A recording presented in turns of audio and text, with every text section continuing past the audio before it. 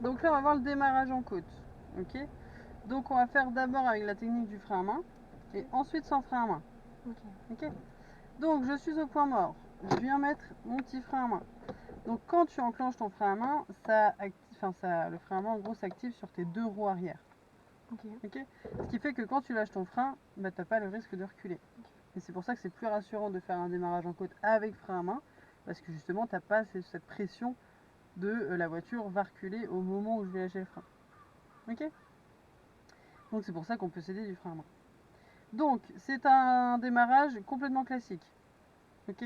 C'est juste que du coup il va falloir que tu prennes le temps de bien retirer ton frein à main. Ok. Donc on appuie sur l'embrayage à fond.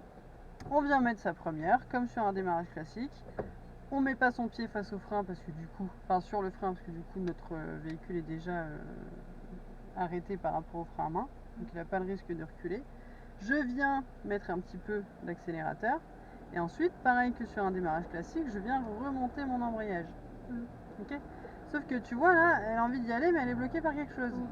Oui, puisqu'elle est bloquée par le frein à main. Donc là tu sens que l'avant veut y aller mais que l'arrière est en train de bloquer. Donc on parle souvent du capot qui se lève, mais en réalité c'est parce que la voiture veut y aller, mais juste elle est bloquée par ses roues arrière. Ok. Donc au moment où tu es là, tu bloques ton pied. Tu vois, comme sur du démarrage sur le plat, quand on te demande de bloquer ton pied, c'est j'arrête de le remonter. Ok. Je prends le temps de bien retirer mon frein à main et elle va y aller. Et tu vois le temps moi que je garde mon pied bloqué, parce que si je lâche trop tôt, bah, du coup elle va reprendre le risque de caler par la suite. Ok.